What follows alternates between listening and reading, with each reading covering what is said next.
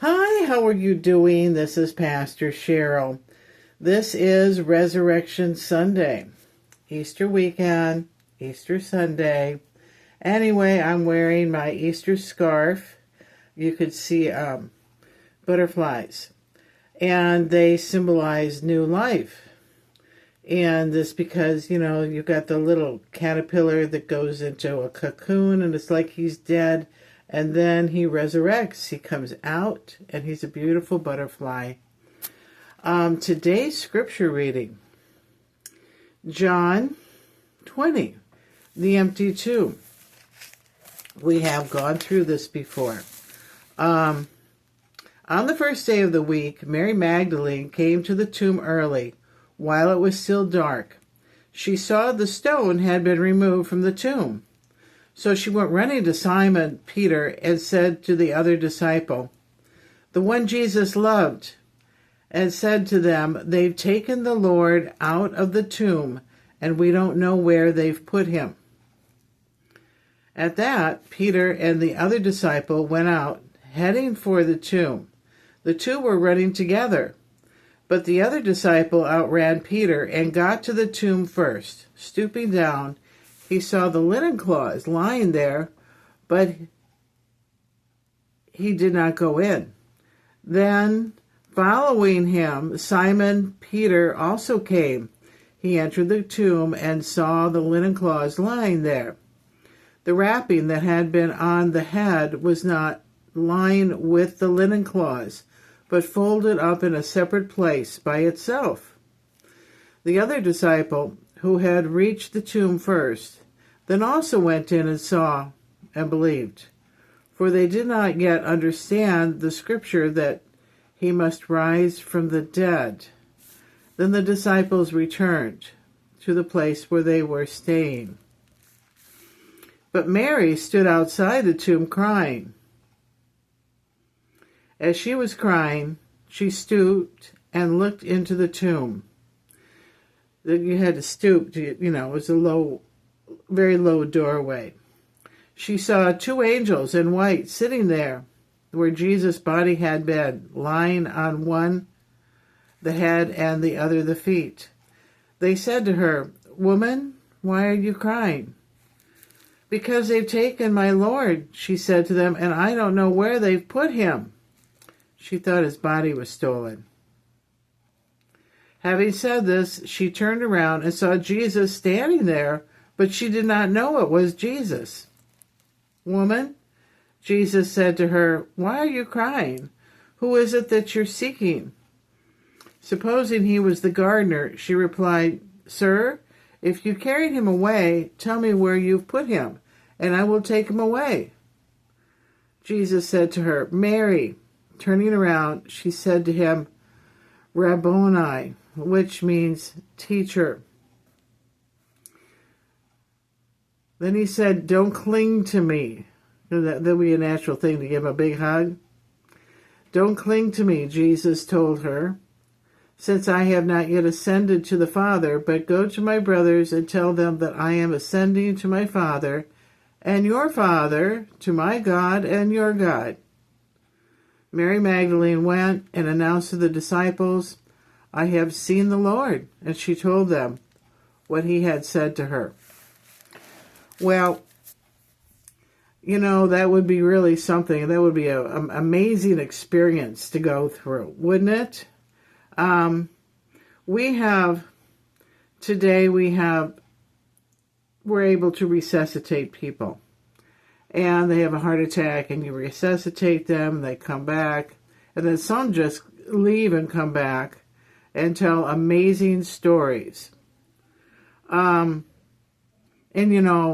clergy people love those stories. We just like to read about them and say, "Oh, isn't that cool?" They got to see heaven, the place we call heaven. They got to see it. And anyway, this is the story for today. And anyway, we are getting ready we're anticipating the second coming very soon. And the rapture, and then the second coming. 7 years later. So we are anticipating this happening very soon. So we are going to be meeting the resurrected Christ. We are going to see him in person. Now, as far as the story about this, I read about the shroud. And I saw pictures of it, and then AI generated versions of the image that was on the shroud.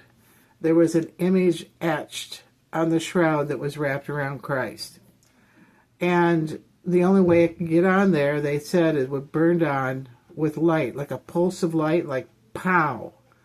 And very quick pulse of light. And then, and we assume this is when Christ came back to his body and that he entered his body.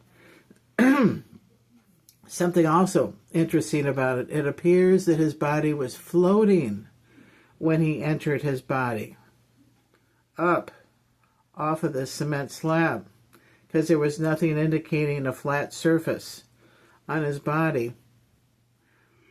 They got a three-dimensional image. And he was apparently really, really whipped. I mean, all over, holes all over, with this cat of nine tails that they hit him with. And then also carrying the cross, he dislocated a shoulder, carrying that cross piece. And there were bruises, and then he had a big black eye. And then there were these where, the crown of thorns. It was not a halo. It was a rounded thing that went into his scalp. The scalp bleeds pretty bad. And pretty extreme. And they think that's what he died of. Blood loss. But he came back. He came right back. I did speak to Christ about this, and I was in my kitchen. It was just, less than a year ago. And I saw how badly he was beaten, and it bothered me. It would bother anyone. It would bother anyone to see anyone beaten like that and abused. And he was beaten up and abused and killed for no apparent reason. Remember that? No apparent reason. Remember the other scripture that we went through earlier about that, where he warned that we would suffer abuse, that all Christians would suffer abuse in the future for no apparent reason? Okay. So I asked him, it bothered me, with these, the big gash in his side, and the blood all over this shroud, and gashes on his hands, and they had severed a nerve in his hand because they put the nail through the wrist, and that severs a nerve, and so the thumbs were turned inwards. And the amount of abuse that he went through. And then all of a sudden he was right there in my kitchen. I was talking to him, all of a sudden he was there in my kitchen. It's not just people that call themselves prophets that have these things, that have these visitations from God. There's a number of popular prophets on YouTube, and I watch them too. Like you watch them, I watch them too. And I asked him, the first inclination, me being, an older woman, would say, "Are you okay? Did you heal up okay? Are you fine?" And he goes, "Oh yeah, I'm fine. I healed right up. I'm fine. I'm okay. I'm great."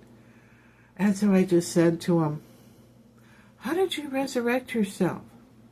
How did that happen? I mean, how does this, because I'm wondering, how does he do miracles? How does this happen?"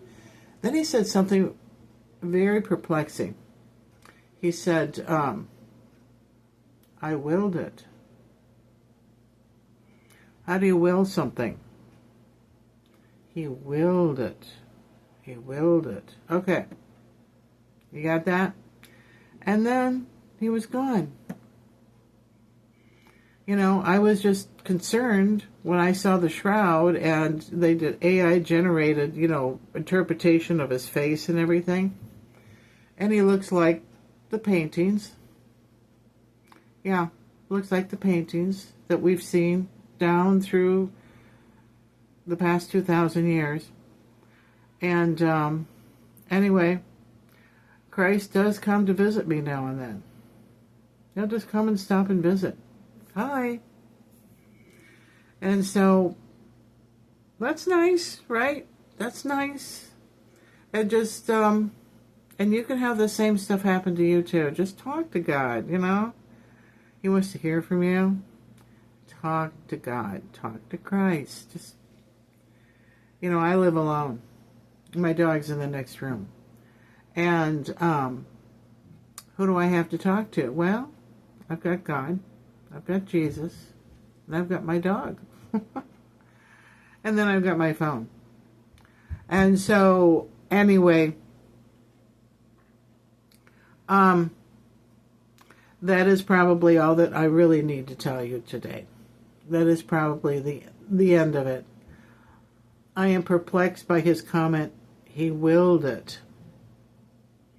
With his miracles and resurrecting himself, he willed it. So, anyway, I will see you tomorrow. Bye-bye.